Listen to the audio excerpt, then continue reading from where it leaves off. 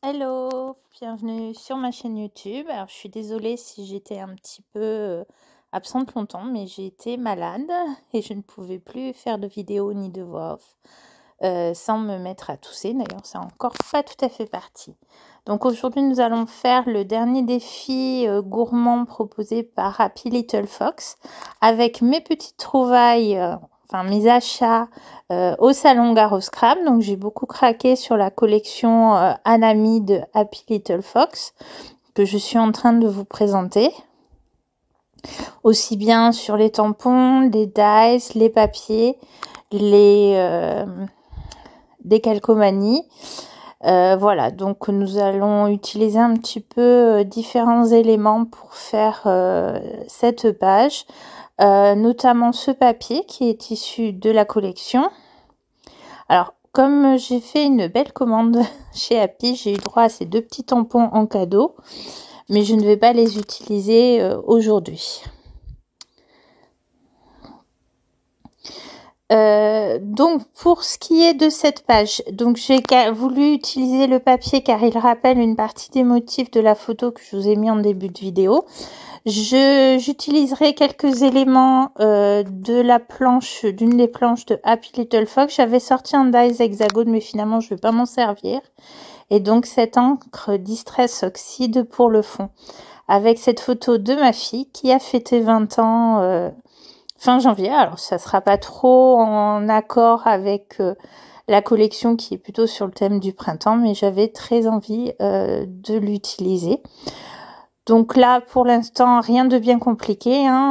J'utilise l'encre Distress Oxide pour le fond de ma page. Je l'ai d'abord appliqué avec un plastique. Puis je dilue et je fonds certaines parties. Je rajoute quelques taches. Et vous allez voir qu'en fait, je me suis rendu compte que l'ensemble était quand même très très présent. Et au final, je vais essuyer une bonne partie pour rendre l'ensemble un petit peu plus clair. Parce qu'en fait, je veux tamponner directement sur le fond de page et coloriser certains éléments. Parce que j'ai un petit peu la flemme de détourer tout. Et donc, finalement, je voulais un fond moins présent. Donc, dans un premier temps, je vais utiliser ces feuillages que je vais tamponner avec la Distress Oxide en ton sur ton. Et j'ai aussi prévu donc ces beaux branchages de cerisier, mais dans une autre technique.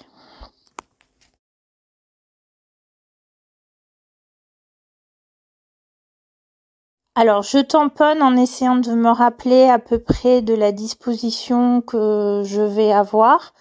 D'abord la très grande branche, puis ensuite les différentes feuilles également. Alors, de temps en temps, j'hésite pas à repositionner ma photo pour voir à peu près où je vais me placer. Ce qui n'empêche que certains éléments vont se retrouver plus ou moins cachés. C'est comme ça quand on fait un fond de page. Ce genre de choses arrive.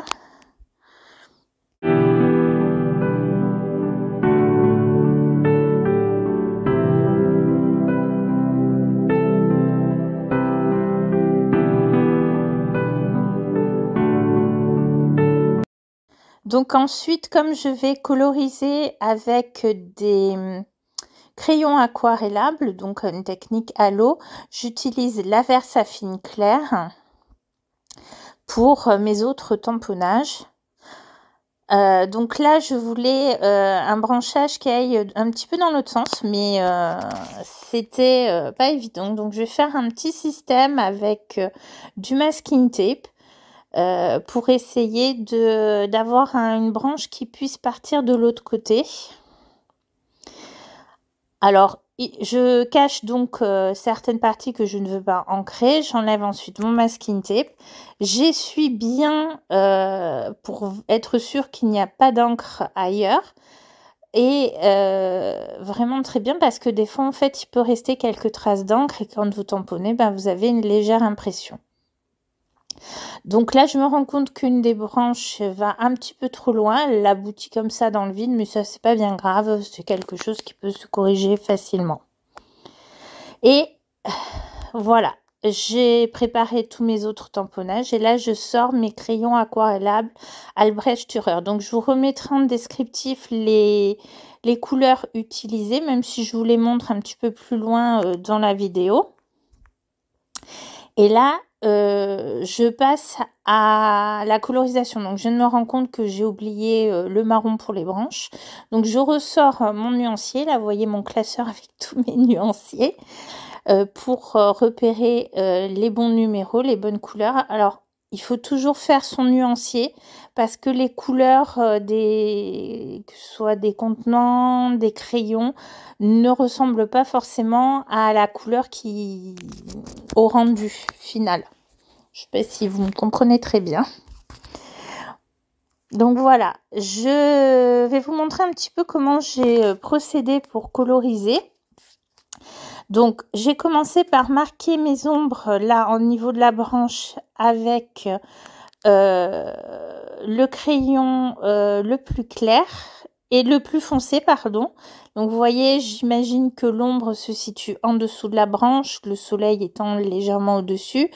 Et ensuite, je complète le reste de la branche avec l'autre crayon. Alors, ce sont des crayons aquarellables. On est sur un papier aquarelle à grains fins. C'est le Aquapad de Clairefontaine. Donc, c'est un papier cellulose en très bon rapport qualité-prix. Je trouve qu'il se comporte vraiment très bien, surtout en scrap. Donc, c'est un très bon rapport qualité-prix. Et en fait, quand je viens rajouter de l'eau, donc c'est là que la couleur prend toute son intensité. Alors, l'inconvénient des crayons aquarellables, c'est qu'il faut bien faire attention au dosage de l'eau. Parce qu'en fait, si on a trop d'eau, on peut emporter le pigment avec le pinceau au lieu de lui permettre de s'étaler. Vous voyez un petit peu d'un peu plus près ce que cela donne. Donc, je procède de la même façon pour les fleurs de cerisier. Je commence par ma couleur la plus foncée et je vais la placer là où j'imagine que se trouve l'ombre, c'est-à-dire au creux des fleurs, dans des zones un petit peu ombrées. Et comme là, je suis quand même sur une partie qui a de la Distress Oxide en fond, je vais entièrement remplir ma fleur avec le reste de la couleur, pour vraiment couvrir la distress et ne garder que la fleur.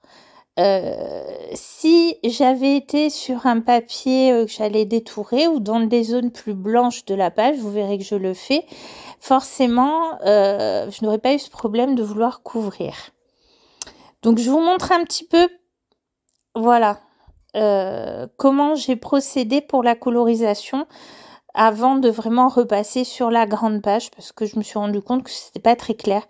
J'ai rajouté un autre crayon, j'ai pris 3 couleurs en fait. Donc là, je prends ma couleur intermédiaire et je viens marquer certaines zones d'ombre. Puis avec la plus claire, je viens compléter sans totalement couvrir. Là, je suis sur un papier blanc qui va être détouré. Donc, je veux garder des zones plus claires, voire des zones blanches. Donc, je crayonne. Alors, forcément, c'est un papier aquarelle, comme je vous l'ai dit, à grains fins. Donc, il reste des petites zones blanches, mais qui vont être recouvertes quand on va rajouter l'eau. Là, c'est ma troisième couleur, plus foncée, que je viens rajouter vraiment par petites touches au centre. Puis, je prends mon pinceau et je viens appliquer l'eau. Alors, j'essuie beaucoup quand je me rends compte qu'il y a trop d'eau. Comme je vous l'ai dit, ça peut enlever la couleur au lieu de lui permettre de s'étaler. Donc, je l'essuie beaucoup. Et puis, c'était pas très évident en fait parce qu'il faut trouver le bon dosage entre assez d'eau pour faire réagir la couleur, le pigment du crayon et pas trop pour ne pas enlever le pigment. Et si jamais ça ne convient pas, eh bien, je sèche et je reviens mettre un petit peu de couleur. Alors, c'est un peu l'inconvénient, je trouve, des crayons aquarellables. je trouve ça en fait plus fastidieux que l'aquarelle, même si ça reste intéressant. J'aurais pu très bien faire tout cela à l'aquarelle. L'aquarelle reste couvrante, même sur la Distress. Mais j'avais pas envie de chercher le mélange de couleurs. Là, avec mes crayons Albrecht Dürer, j'avais des couleurs qui se mariaient assez bien. En fait, en restant dans les tons de la collection. Donc, voilà. J'ai voulu choisir la facilité, ce qui n'était pas forcément. Donc, vous voyez, j'ai séché. Je suis venue remettre un peu de crayon. Et là, toujours pareil, en dosant l'eau sur mon pinceau, je viens réintensifier les zones. Et vous voyez, ces grandes fleurs ont ce côté pratique, c'est-à-dire qu'on peut garder des zones vraiment très claires, presque blanches, voire blanches. Et c'est ce qui va apporter beaucoup de lumière au motif. Donc là, je continue ainsi. Je fais pareil avec la couleur verte pour les feuilles. J'utilise deux couleurs, une claire et une foncée, que je viens appliquer. Puis, avec un pinceau bien rincé, bien sûr, pour ne pas que les couleurs se mélangent, je viens faire réagir le pigment du crayon.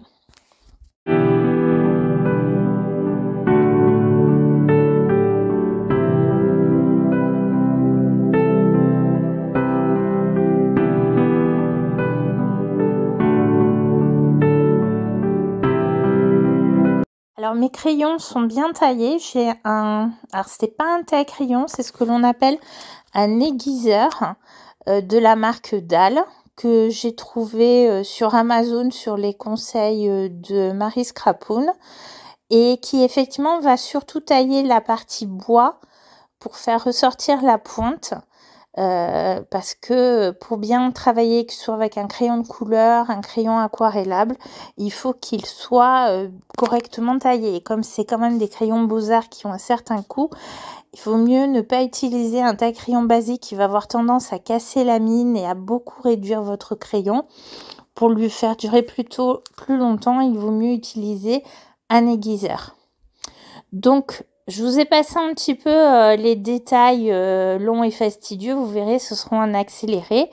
Mais voilà, je continuais comme ça, aussi bien les branchages sur le fond de page que mes autres motifs, toujours en appliquant d'abord mes crayons par rapport à l'endroit où je les veux, en intensifiant énormément sur les parties où il y a déjà de la distress en fond.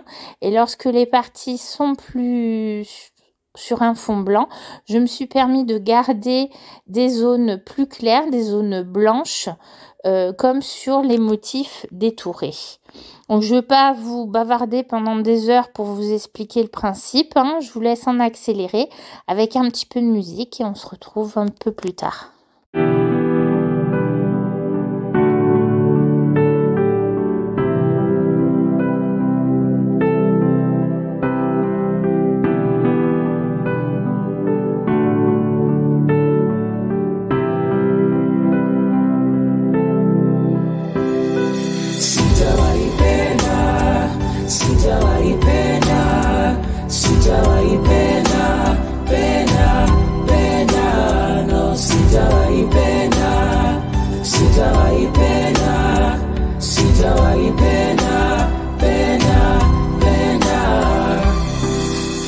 Beautiful doesn't quite describe how I see you.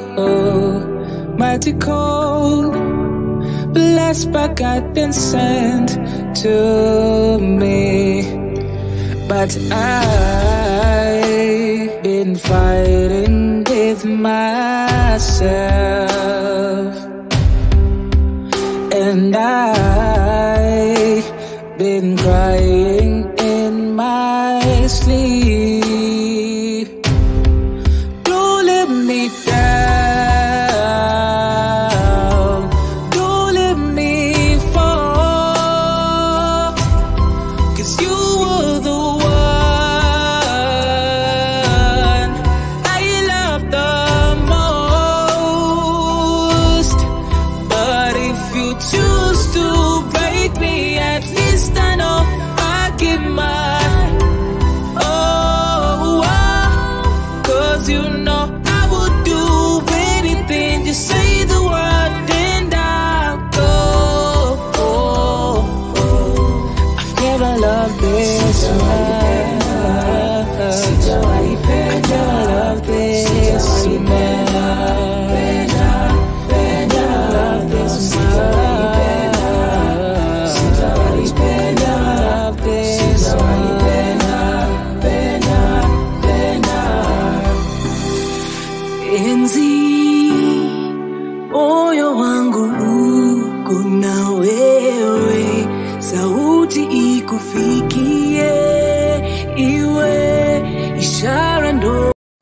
Alors, je sais que ça va très très vite, que pour certaines c'est difficile, mais n'oubliez pas que sur YouTube, vous pouvez choisir votre vitesse de lecture, donc couper le son et ralentir.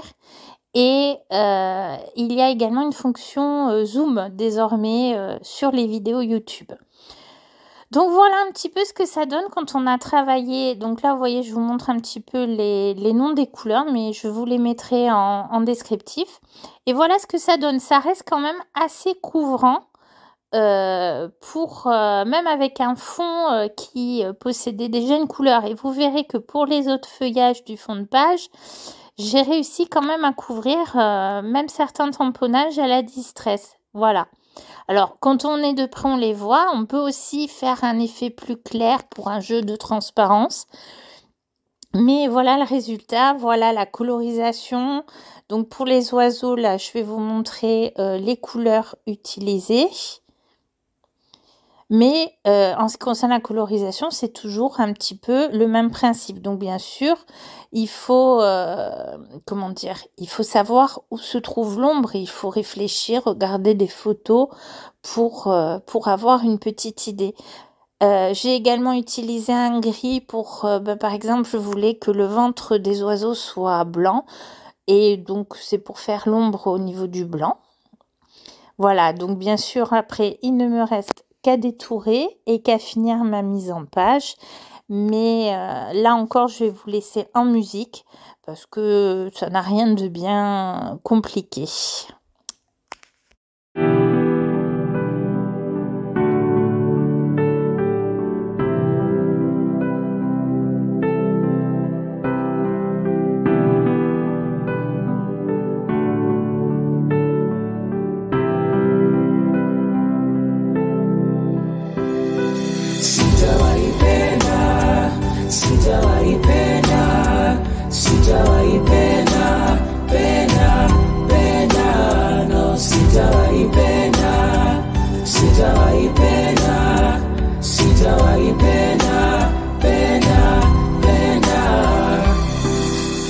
Beautiful doesn't quite describe how I see you. Magical, blessed by God and sent to me. But I've been fighting with myself, and I've been crying in my sleep.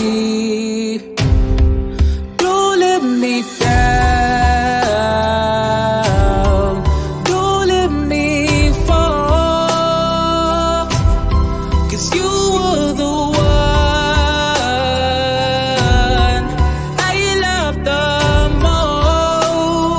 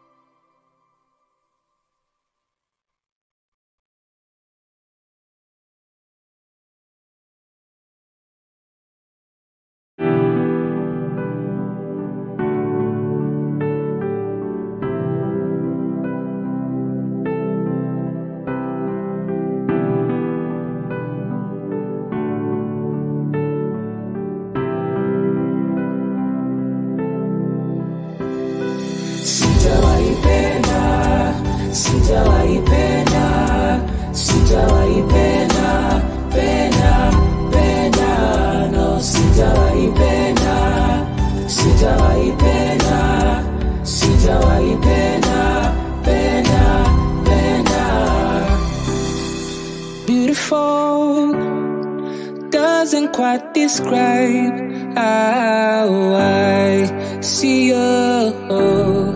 Magical, blessed by God and sent to me. But I've been fighting with myself,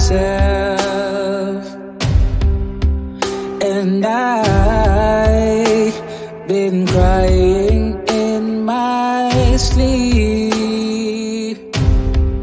Don't let me down, don't let me fall, 'cause you were the one I loved the most. But if you choose to break me, at least I know I give my all.